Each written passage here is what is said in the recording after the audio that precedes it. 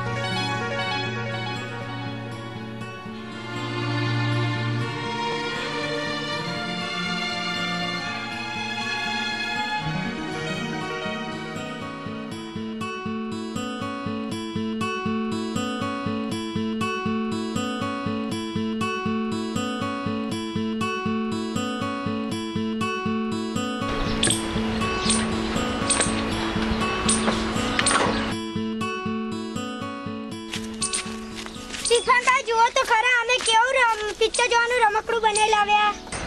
આવો આવો બાળકો, બેસો. શું લાવ્યા તમે? બતાવી. ઇરફાનભાઈ, સૂર્યપ્રકાશ સામું જોજો, નકર નહીં દેખાય. હા દીપુ બેટા, મને ખબર છે. ખૂબ સરસ બાળકો. તમને ખબર છે આપણને સૂર્યપ્રકાશ વગર કેમ દેખાતું નથી? હા ઇરફાનભાઈ, અમને શાળામાં જ્યોતિબેને કહ્યું હતું. હા ઇરફાનભાઈ, મને અંધારામાં તો બહુ બીક લાગે છે. અંધારામાં તો ભૂત હોય છે. દીપુ, અંધારાની બીક રાખવાની નહીં. અજવાળું ના હોય એટલે આપણને વસ્તુ દેખાતી નથી.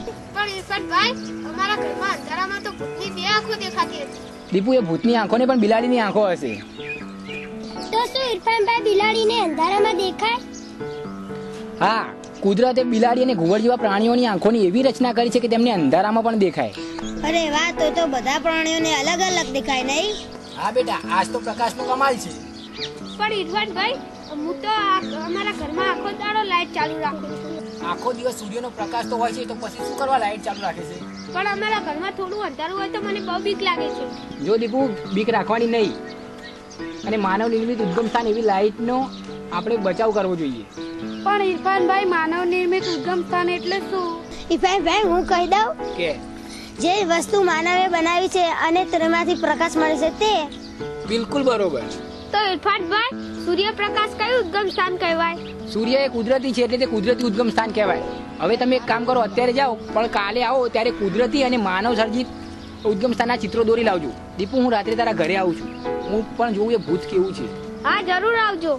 સારું, જાઓ ત્યારે તમે અત્યારે.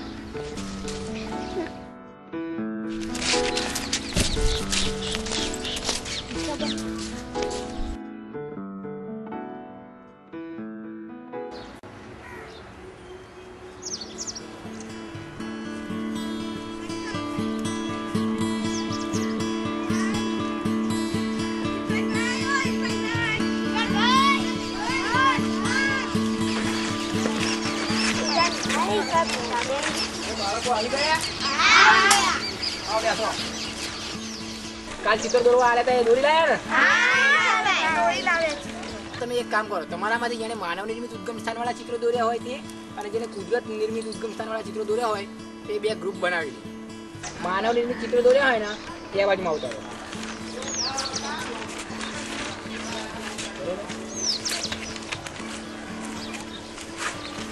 તમે કુદરતી દોર્યા? હા. હવે તમારે એક કામ કરવાનું, તમે જે ચિત્ર દોર્યા હોય ને એનું એક એક લક્ષણ બોલવાનું અને તમારા ને સામેની ટીમ વાળા તમને જવાબ આપશે. તમે પૂછો ને તમારો જવાબ હારે આવશે, તમે પ્રશ્ન પૂછો તો તમારો જવાબ હારે આપશે. પૂછો પહેલા. ગરમીથી ભરપૂર, લાગુ ઘણો દૂર, ઠંડી મારાથી ડરે, બોલો બોલો, હું કોણ? સૂર્ય. સાચું.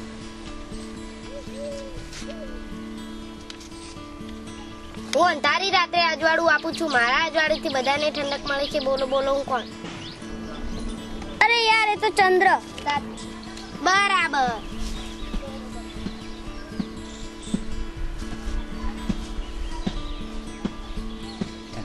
બાળકો, ચંદ્ર એ કુદરતી રીતે પ્રકાશિત નથી. પણ ઇરફાનભાઈ, ચંદ્ર કેવી રીતે અજવાળું આપે છે? ચંદ્ર એ સૂર્યના કિરણોથી પ્રકાશિત છે, તેથી રાત્રે અજવાળું કરે છે. ઇરફાનભાઈ, ચંદ્ર દિવસે કેમ દેખાતો નથી? પણ મુસ્કાન, દિવસે તો સૂર્ય હોય છે, ચંદ્ર કેવી રીતે દેખાય? બિલકુલ બરોબર. દિવસે ચંદ્ર તો હોય છે, પણ સૂર્યનો પ્રકાશ એટલો બધો હોય છે કે આપણને ચંદ્ર દેખાતો નથી. સારું, તો હવે આગળ બોલો. હું આખા ઘરમાં અજવાળું આપું છું. મારા ઉપર કાચનું કવચ છે. મારી શોધ થોમસ અલ્વા એડિસને કરી છે. બોલો બોલો, હું કોણ? અરે યાર, લાઈટનો ઘોડો. તારી વાત સાચી.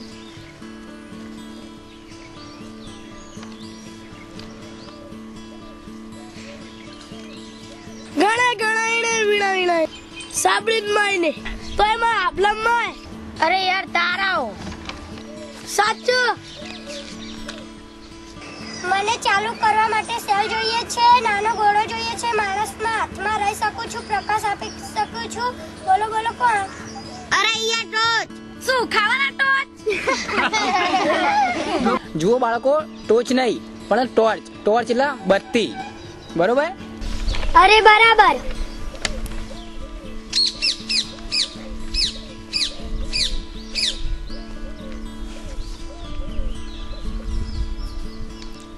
હું જાતે બળીને અજવાળું આવશો. બોલો બોલો, હું કોણ? અલા, મીણબત્તી. અરે યાર, સાચું.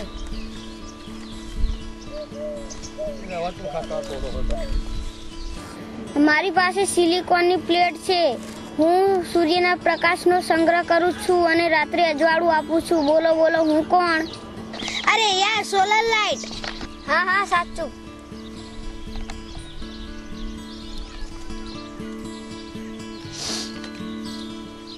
એક જનાવર એવું પૂંછડે પાણી પીતું, ઘરમાં અજવાળું આપતું અને વાવારાથી બીતું. બોલો બોલો, હું કોણ? અરે, એ તો દીવો છે. સાચું.